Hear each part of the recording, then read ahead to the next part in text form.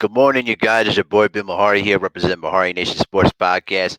Much love to the entire LDBC and the entire boxing community in this case. Well, this weekend was great, man. Finally got to see Lomachenko suffer a very devastating defeat at the hands of this man on the right, Mr. Tefimo Lopez, by a unanimous decision victory. And I'll tell you what, man, I must say, a lot of the people, have been not taking the loss, kind of not well, what I'm saying? A lot of the Lomachenko fans calling this robbery. They calling this, oh, it's a travesty. Why is it that Lomachenko, won the fight and all that stuff. Let me tell you something right now, okay? I'm gonna set the record straight right here and right now. All right. Here's the point, okay? Lomachenko was an overhyped job from the very beginning. Okay, you cannot sit here and tell me that this guy was really legitimately the best pound for pound fighter in the sport. All right, we got Terrence Crawford, who basically was undisputed at 140. All right, it's already done a lot more in his career than what Lomachenko has done. All right, now do I believe that Lomachenko can fight? Yes. Is he a really good fighter? Yes. All right, but all this talk about that overhype, that's what led to my hatred of Lomachenko in the first place. And it ain't nothing personal against him per se. Because if you really talk to him, personally, he's the kind of guy that, actually respects the sport and understands where his place is in boxing today. But the height of this guy was what really drove me absolutely insane. And every single time I've had to listen to people talking about how, great he is, the speed, the angles, the footwork, all that, and saying that he's greater than Muhammad Ali, Pernell Whitaker. Listen, that is an insult to all the legends that have put their hard work and due diligence into their craft. All right. Now, on my thoughts on the fight, okay?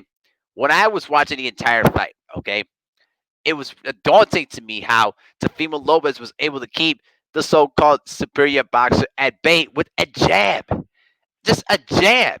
I mean, he was keeping him at bay, and anytime he tried to go inside, and anytime that Lomachenko tried to, counter or whatever, he got tattooed to the body a lot.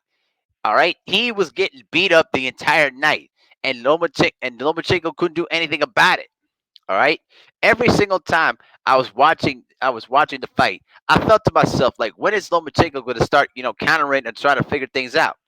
And it wasn't until like round between, what is it, round 8 or 10, that he actually started doing some damage when Lopez was getting tired. But by that time, it was pretty much too late because Lopez built a huge significant lead on all three judges' scorecards, and it didn't even matter at that particular point. See, the thing with Lomachenko is a rhythm fighter. All right, he needs repetition and rhythm. All right, now I will say that a long layout did hurt him to a certain extent. I will admit to that. But at the end of the day, we people treated treated Lopez like he was some sort of prospect.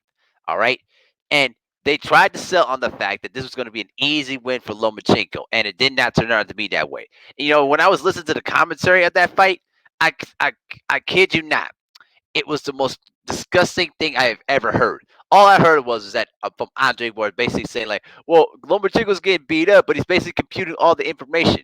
Yeah, sure, the information of getting himself beat up by a 23-year-old man that really wanted it more. All right, when Lopez was boxing circles around Lomachenko, and when Lomachenko realized he couldn't hurt him, that's when Lopez stepped up to him and basically started pounding it away. That's called ring generalship, ladies and gentlemen. All right, and Lomachenko couldn't do anything about it. In fact, I'm gonna give you here's another thing that is really stunning to me. Through the remaining 6 rounds, he only threw like 4 or 5 punches. Think about it. 6 rounds. The man was literally running on his back foot and couldn't do anything about it. And only threw like 4 to 6 punches. This is the guy that you've been trying to praise? This guy onto the left, Lomachenko, this great superior boxer, counter puncher, the speed, the angles, the footwork, and all that stuff. Man, I kid you not. I was so happy when Lomachenko lost because it finally confirmed what my belief of what this guy is in the first place. All right. Now, do I think that he should go back down to what 130 and start getting after them belts? I do. I really do think so. Because right now at lightweight, there's too many guys that are way bigger than him, and he's going to get knocked out severely cold. All right. If Tank Davis could get would have gotten his hands on Lomachenko, I firmly believe that he would have knocked him out. I really do believe that. Say what you want to say, okay? But at the end of the day, the travesty of the commentary was ridiculous. And the fun, and you know what's so shocking to me was that Tim Bradley was the only guy that basically said that nah, Lomachenko lost this fight. Basically, we wasn't playing the scripted code for basically set up by Top Rank and ESPN. You understand what I'm saying? Now, do I think that Lomachenko can bounce back from this? I do. I really do. But he's going to have to realize that 135 is not his weight class. All right. He's too small for 135. He either got to go back down to 130 or maybe 126. All right. In my viewpoint. Now he shouldn't take a layoff. Maybe take a 2 to 4 month layoff and then get back into the swing of things because a long layoff for any boxer is going to hurt you. All right. Now, considering the fact that we're almost on Thanksgiving time by next month, a lot of fighters are going to be eating a lot of that turkey food. All right. It's going to take a lot to burn all those calories out of themselves. Now, I don't think Lomachenko is going to do that. I think he's too disciplined to know that he's not going to indulge himself. But I would be very interested to see what his movements are from this point forward. And plus, by the way, there was no rematch clause to this. So guess what?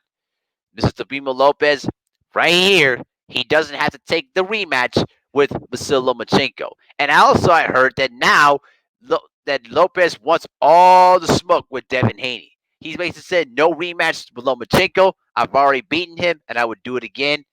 Now I want to face against Devin Haney. If that's the case, if Lopez is really real about facing against Devin Haney, woo-hoo-hoo, we got some real smoke in the city of 135, you guys. All right, because Devin Haney's been waiting for this opportunity for a long time, and now that Lopez has got the majority of the belts now the fight makes sense now. It really does. So I'm glad what I saw on Saturday night, and the bottom line is that I slept good last night because I finally saw the realization of what he really was on Lomachenko, and he was nothing more than an overrated height job. Congratulations to Teofimo Lopez becoming a unified lightweight champion, and whoever he decides he wants to fight the best competition out there. From my view, things could change, but from right now, I'm telling you. Teofimo Lopez is the man right now, 135, and he wants all smoke with Devin Haney. So if they do decide to fight, I'm telling you, it's going to be very, very interesting at 135. But that's pretty much my 2 cents on the whole thing, though. I'm not going to, go on a huge tirade against Black Fight Fan or anything like that because, I love the man too much to go after him that way. But let me tell you something. Your white Jesus got exposed and got trashed up.